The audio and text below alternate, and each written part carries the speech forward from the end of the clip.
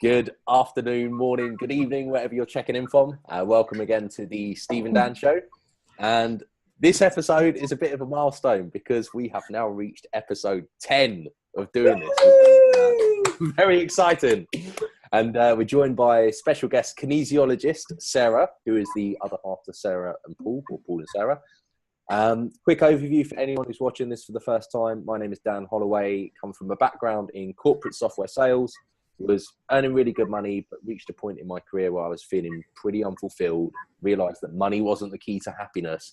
And my wake-up moment was realizing that any income goal that I'd had in the past had never brought me fulfillment or happiness. So therefore, the bigger income goals that I was working towards, why did I think that they were going to bring me fulfillment or happiness? That was my turning point. That was when I set on a different path and discovered SFM. Steve, for anyone watching, if you'd like to give a little bit of an overview of your good self, please, my friend. Sure, I'd be happy to. Thanks, Dan. Husband, father, entrepreneur. I've started and grown several businesses over the years, and I just kind of felt like those businesses were owning me instead of me owning the businesses. I would work hard and get them to grow and have a nice income for my family, but I wouldn't get to see my family as much as I wanted to. And that's really what I was looking for, is that true flexibility, that true freedom, spend time with my family, have a good income, but still be able to do the things that I wanted to do without my clients yanking my chain and that sort of thing. So that's when I started looking for something different, came across the SFM, and here I am. So Sarah, do you want to tell us a little bit about, your background, maybe a little bit more detail about who you are than we just went through, but kind of your history? Yeah, sure, I'd be happy to. Thanks very much for having me, first of all. So my name's Sarah, from Ireland, a little small town up in Donegal. Bit of a, I suppose, scattered history. I had a lot of different job roles in the past. I did a lot of lifeguarding, swim lessons, private swim schools, that type of thing. Went into event management, bar work. I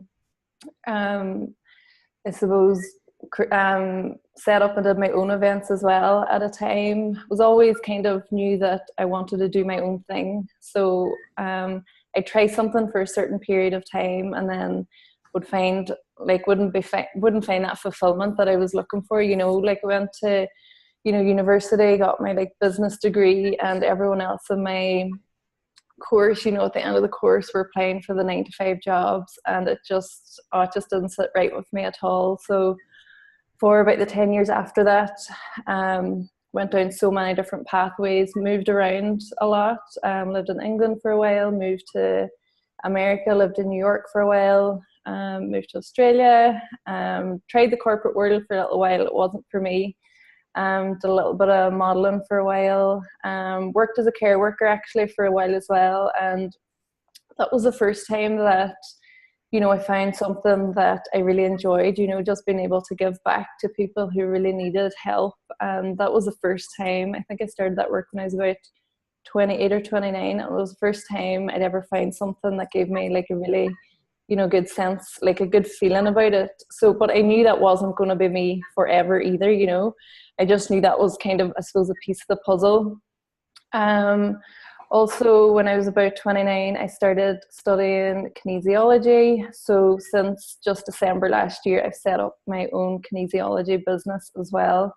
And I suppose just through all these different pathways that I've been down, there was also trying MLM. That didn't work out. I was never a good salesperson. So I actually came across the SFM in 2012.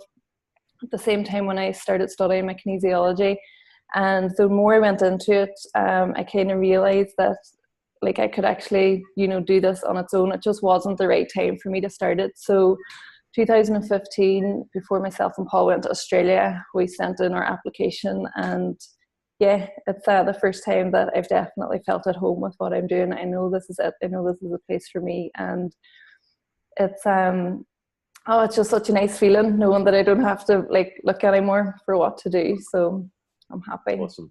No, good stuff. I think the main thing then that I want to talk about first of all which I think a lot of people will probably be able to relate to, is the feeling that you're kind of flitting around, maybe a little bit lost, right, with what you want. Maybe you don't quite know what you want. You don't know what that is. You don't really know what you're looking for, but nothing feels right. And it sounds like, from what you're saying, you went through that for about 10 years after university. So when you found SFM, what was the point, Sarah, that you kind of realized that this was what you wanted to do? What was the turning point for you where it started to slot into place, and all the things that you'd done in the past suddenly, you knew you were on the right path? I think, like, before I even sent in my application, I think I looked at every single video on YouTube. Like, I knew exactly what I was getting myself in for. Like, I had heard a lot, of how great the community is. I had no idea what that meant at all.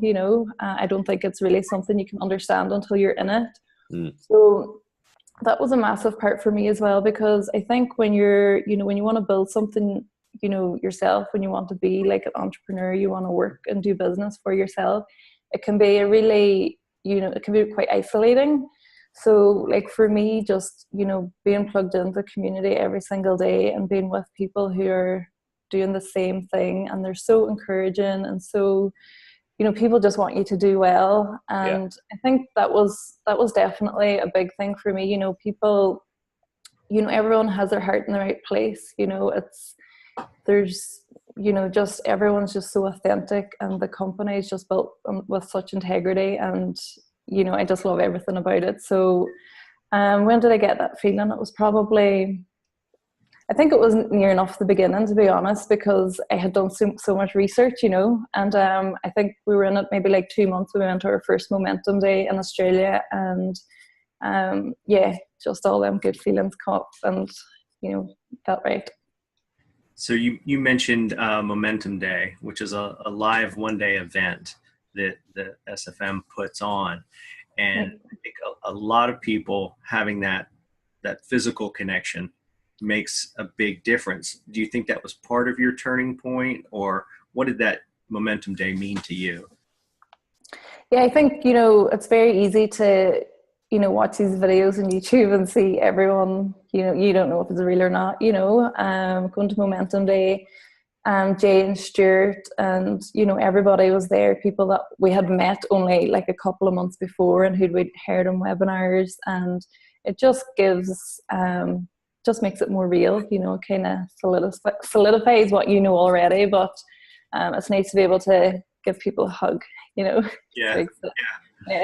You had also been talking about the community a bit, and I know some people have problems, challenges, they're shy, whatever you want to call it, going up and talking to somebody at a party or something like that. And then doing it virtually can be even a little more challenging for people. Did you find that a challenge? Was it easier for you? Is it just your nature to be outgoing?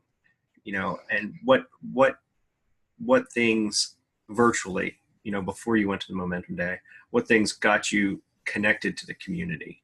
What did you participate in? So we all know about the 90-day video challenge, and that was another thing that I came across on YouTube, actually. I was like, oh my God, doing video. I was like, if video is an essential part of this, I'd rather not do the business at all. That's much I hate it. But anyway, you're encouraged after, the modules to go on to the video journey. So myself and Paul did that. And it was actually through that I made those connections, because you're putting up videos every day and you're on like a little 3-month journey with people who are doing the same thing and starting out. So it was definitely that helped me make those connections, because I definitely would be outgoing, but I'm really shy at the beginning, kind of making that initial contact with people. So that was definitely a big help for sure. Awesome. Yeah, I think the 90-day video journey, that was when I met you virtually. We've never met in person yet, but we will in Phoenix, I believe, and also New Jersey. New York. That's it. Different subject. So yeah, seeing you in the 90-day video journey, Sarah, that was one of the first times that I witnessed you having a massive breakthrough. Because in your first videos, like you say, you could tell that you were nervous. You maybe weren't sure of your words, weren't sure what you're saying. And then by the time that you'd finished that journey, you posted your first live video on YouTube, which I know you had a big fear of doing, but you managed to overcome that. And to see that transition from you going from there to there was just awesome. And you've obviously made a lot of other, areas of progress in your business since then, which has been really cool to witness. So tell me a little bit about what would you say has been maybe one of the biggest breakthroughs that you've made because of being in SFM? Biggest breakthroughs. Oh God, that's a hard one, because it really has been, there's been so many. I've been into personal development for absolutely years, but, I think in this business, you can't become something like you've never been before if you don't constantly like push yourself outside those boundaries like all the time. So I suppose actually video was a massive part of that, because you have all these like fears and insecurities and self-doubt, and what am I going to say, and do people even want to hear what I have to say, and all this kind of thing. So probably posting that video on YouTube was quite a big one, to be honest.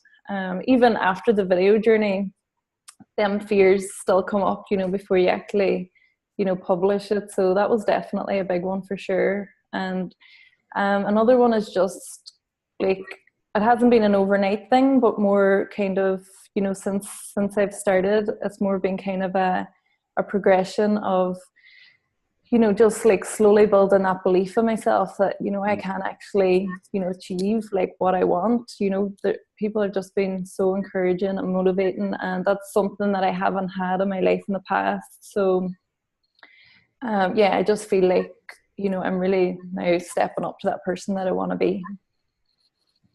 That's great. Yeah, personal development is a big part of really anyone's success in any area, because at the end of the day, it comes down to your mindset, how you think and that sort of thing. And I think it's so important that you mentioned that you've been into personal development, because that's a big part of this journey. I know for myself it is, and I think probably for everybody else it is.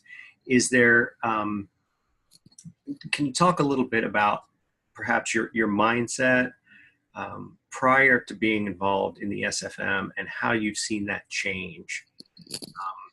Your outlook for the future, how you perceive challenges, things like that, then versus now. And you've been in 2 years, is it now? 2.5? Yep.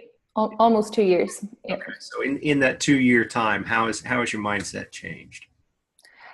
Well, it's actually changed so much. Like before I started, I love Abraham Hicks, all their teachings, I would have been into that a lot. And they teach a lot of, release and resistance. You don't need to, basically the work is just relaxing and allowing. Obviously, you have to take action in order for that thing to happen. So I think I've actually come full circle back to that. Throughout this journey, because before I would have believed that facing my fears wasn't the way forward, that if something feels uncomfortable, then don't do it. But through this journey, I realized that failing is actually a good part of just failing forward, just like facing those fears head on all the time, overcoming one. When you overcome one, you're growing, you're like growing as a person with your confidence, with everything. And after you do that, there's always another one and another one and another one. So facing my fears was a big one.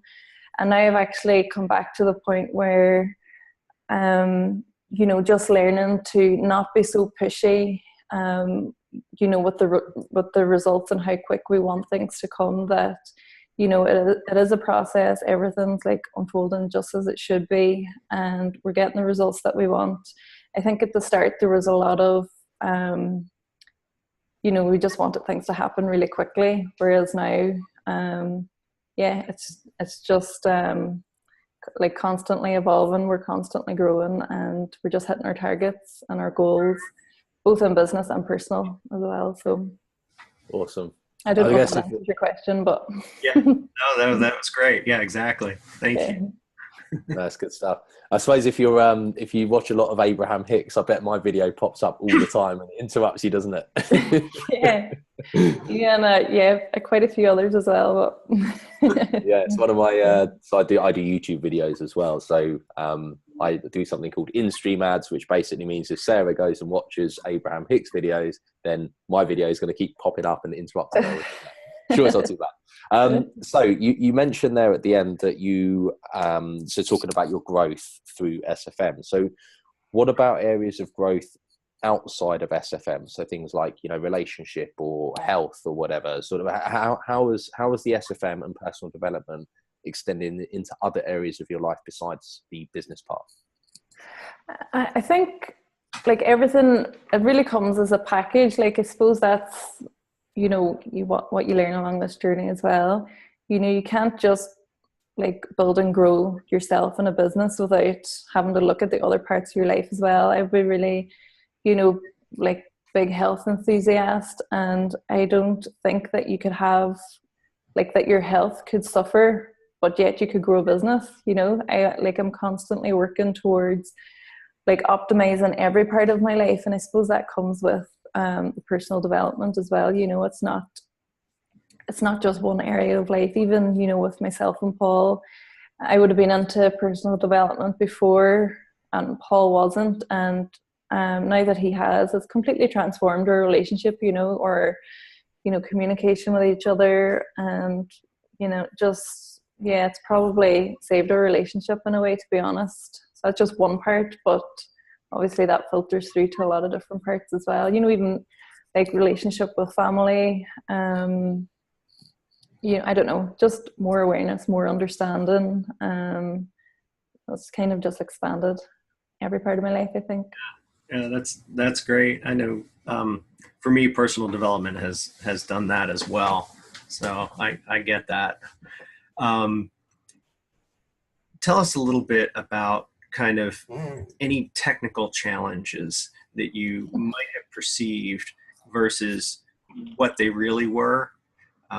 We really haven't talked about the technical side, your technical background. I mean, obviously you went to university, so you have some knowledge, but maybe not building websites or shooting videos and that sort of thing. So were there technical challenges that you thought might exist that when you actually got to them did exist? Maybe they weren't really as bad as you thought they were. Maybe they were worse than you thought they were. Just talk about the, excuse me, if you can talk about the technology a little bit and how you kind of worked along with that. Right, okay, so I suppose before I started, I didn't realize how little technical knowledge I had. I did not know what a browser was. I didn't know I could open up multiple tabs on the computer. So yeah, I was quite bad. But anyway, if I can do that, it can be really possible for anyone to do this. So building a website I wouldn't even have thought it would have been possible, you know, but you know, they really, like with the SFM, they really do give you like a step-by-step guide, you know, right, this is what's next. And with the personal development as well, you know, when you run into like a challenge, whether it is a mental or a technical challenge, that it's just part of the process, you know, it's just another thing to figure out. And I suppose it kind of changed my perception on it as well. You know, if I ran into a challenge, I wouldn't look at it as in, you know, I can't do this. It would be, I just look at it as a learning curve, you know, and I'd always figure it out. And yeah, I've just kind of brought that with me through like the whole process. So it hasn't been, I just haven't thought like I can't do anything. It's just another thing to learn. As you got to it, because you had been doing the personal development, you got to a challenge and you realized that's just something I need to figure out and move through it. So yeah, exactly. Might have made you slow down for a minute, but you knew it wasn't going to stop you. And to be honest, I had no idea that you came from that end of the spectrum. Technology, that's great. To be where you are now and what you're doing now, and I know background what you and Paul are doing behind the scenes, and it's amazing. That's great. Yeah, I think it's such an important point to talk about as well, because I feel like a lot of people certainly that I talk to, that are thinking of starting an online business, or they're not really sure if it's for them. I think a lot of people, they stop themselves because they feel they don't have the technical experience, or because they feel that they're too old, or that they don't have the time, or, you know, umpteen other challenges that they could face. And that's why personal development and SFM focuses so much on personal development, because once you've got the mindset in place and you know that a challenge is just there to be overcome, and as long as you work at it and keep at it and just grow a little bit day by day by day by day by day, then anyone can learn anything. It might take some people longer, it might take some people less time, they might, you know, might learn quicker or have more experience in the past, but ultimately anyone can learn anything. And I think that's one of the things, Sarah, that you've been a real great demonstration of that to other people in the community, from seeing that no matter what your fears are, no matter where you're coming from, what your background is, how limited your experience is, or whatever, it doesn't matter. If you're committed and you have that mindset of whatever it takes, then, you know, there's no stopping what you can achieve. And it's been really awesome to see you do that as well. So last question from me, Steve, you might have maybe one or two more as well, but what would you, so if you imagine Sarah 5 years from now, right? Mm-hmm. And if you think about the progress that you've made over the last few years, how do you see yourself 5 years from now? And what would you ask, this is going to be a different spin on the question, what would you ask Sarah 5 years from now if you had one question that you could ask her? Knowing where I'm going to be, or just... So if you imagine, you met, let's say you were dropped into the future 5 years from now, and you knocked on Sarah's front door, and Sarah opened the door, and you could ask one question to future Sarah, what would that question be? Oh God. Putting you on the spot now, aren't I? Yeah. That's a tough one. I suppose, well, this isn't actually business related at all, but like, where am I? Because in terms of like where we're living, you know, myself and Paul really want to like move away, travel the world, you know, settle somewhere nice and warm, nice climate. So that would be one thing, because it's always on my mind, you know, wondering like where we're going to be or where we're going to spend a few years. So I don't know if you want it like a business related question or whatever springs to mind. Yeah. So I think that would be it, because I know everything else is going to work out. Everything else is going to be fine. We're going to like achieve everything that we want. So yeah, just the place we're going to be the big one. Awesome. Good stuff. It's going to be California. we have that in mind, but that's what I keep hearing is we want to move to California. We want to move to California. Yeah, we love the idea of it. We've never been there, you know. So yeah, we'll see. We're open to options. Some place with warm weather and lots of activities. Yeah, exactly. Yeah, sounds great. I'm going to roll it back a little bit, and the difference in your perceptions. You've been at this for 2.5 years, and what was your perception at the beginning as far as how much work it was going to take and how long it was going to take, and then how do you view that now?